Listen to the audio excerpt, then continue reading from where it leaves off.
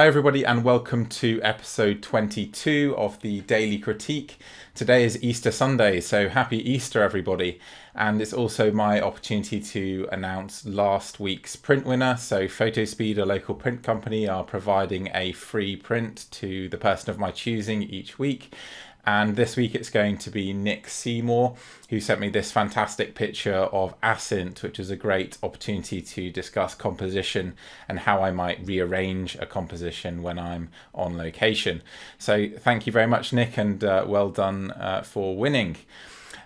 Today we're going to discuss the images of Eugene Theron. So the first part of the video I'm going to discuss a couple of long lens images and what I would look for in those kind of more simple long lens shots. And then later we're going to look at two images, one of which uses foreground rocks somewhat unsuccessfully and another which uses them absolutely brilliantly. So there's a good comparison to be made there. So let's get started.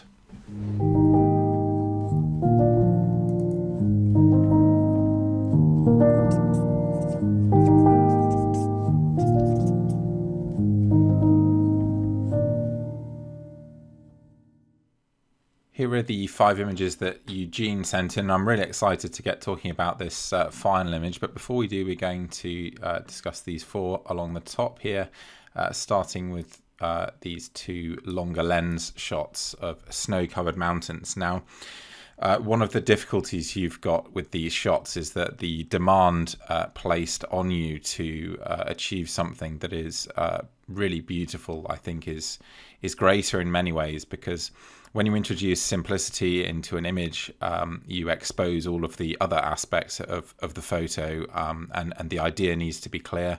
I'm not exactly sure what the concept of this shot was, what captured Eugene's attention, aside from a nice band of light on the mountainside here.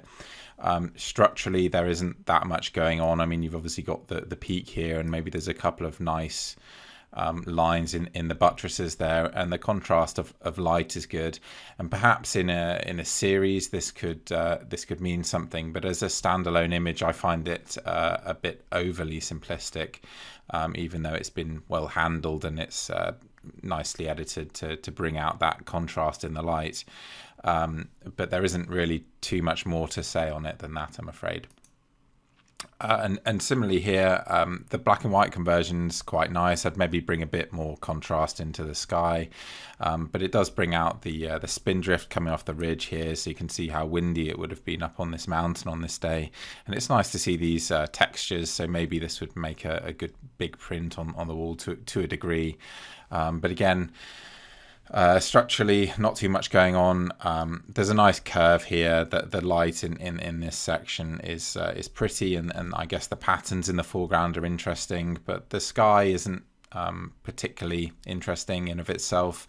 And I'm not sure that this photograph speaks to me. I mean, I guess with both of these shots, I end up looking at them and thinking, well, if I had one good snowy day in the mountains, I could reel off 30 shots like that, which I don't know. I've often watched YouTube videos. I say often, from time to time I have, and I've watched photographers put a lot of effort into these kinds of images, and just felt ultimately that they didn't create anything that was really powerful. And there is opportunity to create powerful images with long lenses, or beautifully simplistic images that are all about flowing lines and simplicity.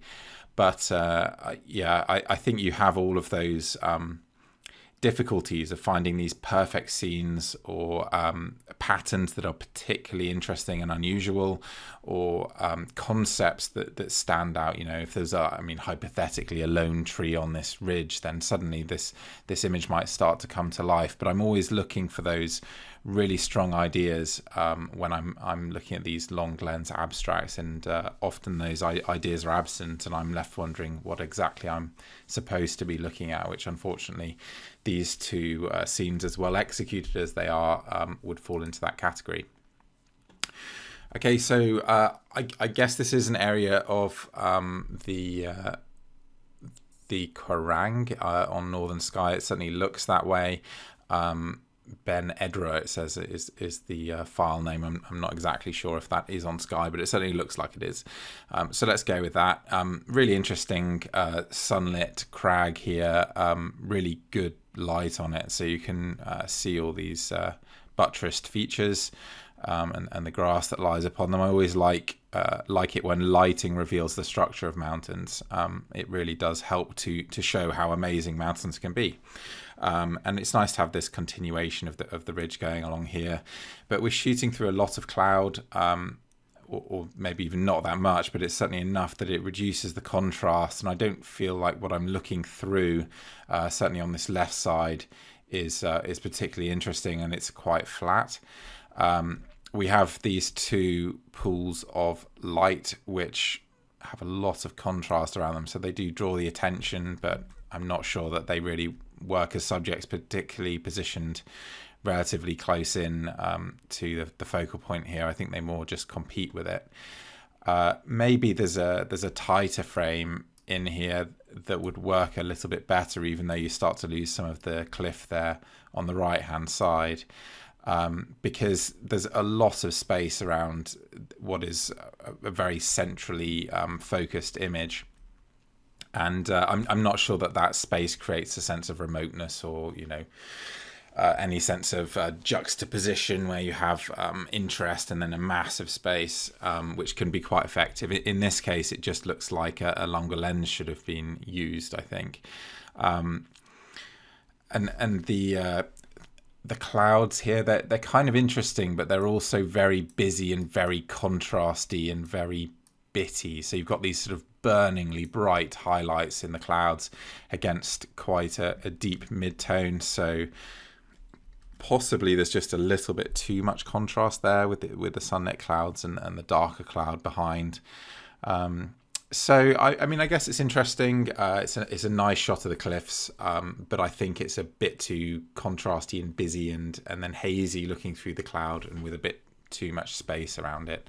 But the edit's pretty good. I've had a look at the raw file, and Eugene's done a good job there.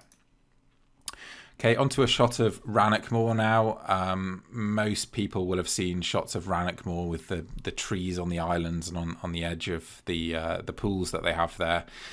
So it's nice to see something different in the form of this stream and a little cascade there with the snow-covered peaks.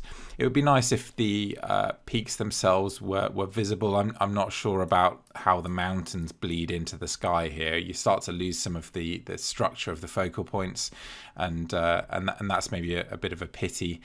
And I'm not sure that having the blue sky included up here really adds to the shot. I think if you lose the top portion of it, or as much as possible without framing the peaks too tightly on top there, then you just create a bit more atmosphere. It almost looks like the oppressive atmosphere is ending here, and yet you've lost the peaks to the clouds, so it's maybe slightly confused in that sense. And quite often when I have very cloudy skies, I look to completely eliminate any blue sky that might be showing through, because I think that just simplifies the shot and makes a more moody feel. But compositionally, the rocks here in the foreground, I just think they're a bit too strong. That really is quite a large mass for what are quite small focal points by comparison. And I'm not sure that these rocks in of themselves are a subject. It looks like they're more of a foreground anchor, which is fine, but they become a subject when they get so large. So this becomes a very strong idea in the image, and yet they don't really hold my interest, nor do they look particularly interesting together, which is really interesting as a point of critique, because when we discuss this final image, this is all about the rocks in the foreground, and they really do hold my interest. So you have this amazing structure in the rocks, this sort of crisscross nature, very geometric, and it really tells a story of the geology for me, the way the rocks are just broken open and beautifully lit too. So you've got this totally dominant foreground subject, but it's really interesting and it adds a lot of depth to the image. And this is using a foreground really well. This is when a foreground's adding to the image, because you've got the context, which is the mountains in the background. So we know we're looking at a mountain landscape. The lighting is beautiful in the background here. But these mountains are relatively small compared to this very dominant, well-lit foreground. And if this were ugly or poorly structured, then the foreground would just ruin the rest of the shot, because this top portion of the image is really beautiful and really interesting. But in this case, the two complement each other beautifully. The rocks in the foreground very much talk about the history of the mountains and the structure of the mountains behind. So they're really fantastic to provide not just depth, but context too. And so this to me is a landscape photograph that has been executed really brilliantly. And it's a good example of what landscape photography can be.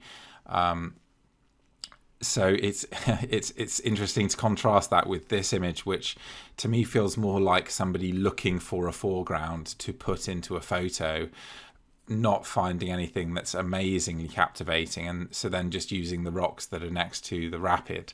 And maybe I'm being a bit unfair to Eugene there, but this second shot to me is so much stronger.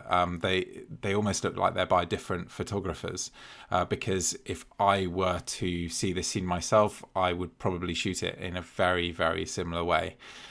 Because I love the wide angle dominant foreground against the much smaller mountains in the background. It gives a great sense of scale. So I absolutely love everything about this image. Perhaps, if anything, I would just edit it a little bit more. So I will just open the stack here. So this is Eugene's edit. This is the original raw file. So you can see just how true Eugene's edit is to the original. And then you can see that I've opened up the shadows a bit more and added a bit of saturation. This is my Lightroom edit, and then this is the Photoshop file. So I will just show you a few of the adjustments that I made in Photoshop. So I mean, the two aren't radically different. You can see that I've cropped out some of the sky because I started to feel that maybe this was a bit flat at the top of the image, and a slightly more 4:5 ratio worked a little bit better. That's very much personal preference. But this is where I started with the raw file, and this is where I finished. So mostly I'm just bringing contrast into the background there by setting a black point with the curves tool, and then doing that a second time with the far distance. So you can see that just cutting through the haze, and maybe a bit too much magenta is starting to come through there. So maybe I'll tone that down further. And this was just a desaturation to take some of the color out of the sky. So nothing major, and yet just helping to make it pop a bit more maybe. And perhaps I went slightly too far with those colors in the background. But I really think that was a brilliant image to finish on. Absolutely love it. So well done there, Eugene. And when you're photographing these simpler scenes, I think you just have to be a lot more selective with the kinds of both lighting conditions and subjects that you choose to look for something that's really, really intrinsically clear what you're photographing, that tells a story of some kind. But thank you very much for sending those in. And like I said, absolutely love that final image.